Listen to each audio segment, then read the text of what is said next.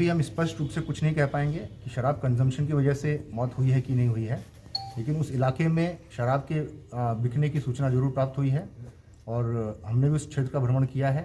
वहाँ पर कुछ शराब की बरामदगी की गई है। किन हालात में उनकी मौत हुई है, क्या कार्रवाई चल रही है? देखिए, जो सूचना अभी तक मिली है उसके अनुसार मकेर और अमनौर सारण जिला के दोनों प्रखंड हैं, दोनों एडजॉइनिंग प्रखंड हैं और उसका एक मार्केट एरिया है जहां से संदिग्ध परिस्थितियों में कुल 5 व्यक्तियों के मरने की सूचना मिली है। मृत्यु का कारण क्या है इसकी समीक्षा की जा रही है। इसमें से प्रशासन को जब जानकारी मिली है उसके बाद 2 व्यक्तियों का पोस्टमार्टम भी कराया गया है, जिसकी अभी हम लोगों को ऑफिशियल रिपोर्ट्स मिलना बाकी हैं।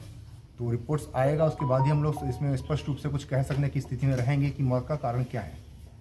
परंतु हम लोग इसको लेकर पूरी तरह सजग हैं और गुप्त रूप से या फिर कुछ व्यक्तियों के सदस्यों के द्वारा इस प्रकार कहा गया है कि जहरीली शराब पीने से या फिर शराब के सेवन करने से ये घटना घटित हुई है। तो इसलिए प्रशासनिक सतर्कता बरतते हुए हम लोगों ने इसमें काम आगे कर रहे हैं। पुलिस विभाग, एक्साइज डिपार्टमेंट सभी की ओर से इसमें नियमानुकूल कार्रवाई की जा रही है।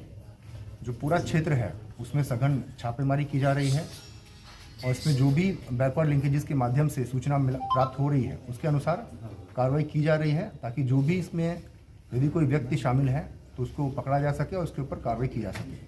पूरे कांड में एक ऑडियो भी वायरल हुआ था, तो क्या पुलिस उस तक पहुंच पाई है? जो ऑडियो वायरल हुआ था वो उसके प्राप्त होने के पश्चात हम लोगों ने उस व्यक्ति को या जो कारोबारी है उसको तलाशने की कोशिश की है और इसी क्रम में हम लोगों ने गिरफ्तारी भी की है और उसी के निशानदेही पर बरामदगियाँ भी की जा रही है।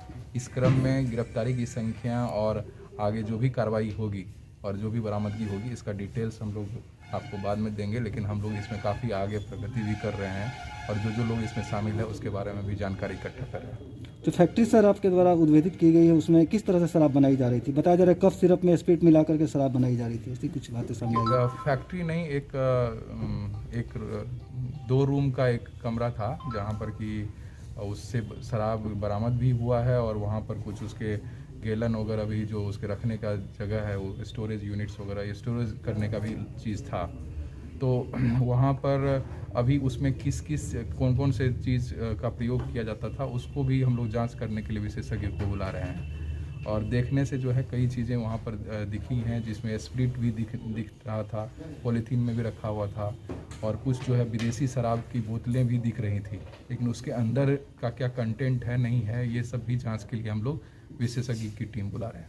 कितनी शराब की बरामदगी हुई और कौन से लोग गिरफ्तार? उसका अभी काउंटिंग नहीं हुआ है, वो इन दी प्रोसेस, वो सभी चीज़ प्रोसेस में है। गिरफ्तारी की संख्या हम नहीं बता सकते क्योंकि कंटिन्यूस ये गिरफ्तारी चल रही है। घटना से हम इनकार नहीं कर सकते, परंतु इसका सत्यापन जैसा कि डीएम साहब ने भी कहा मेडिकली और जो उसके लिए अनुसंधान होता है और जो भी चीज़ हमें प्राप्त हुआ है उसका लिंकेज इस घटना से है या नहीं, क्योंकि शराब की बरामदगी केवल उस जगह से भी नहीं बल्कि पूरे ज़िले में कई जगहों से हो रही है।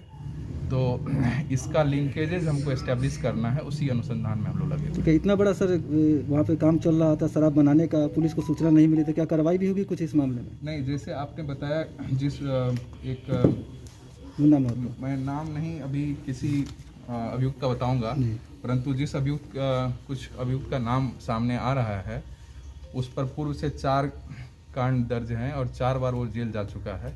इस वर्ष वो 2 बार जा चुका है और अभी 23/12/2021 को ही वो जेल से बाहर आया है। संबंधित थाने के ऊपर भी कोई कार्रवाई आप कर रहे हैं क्या?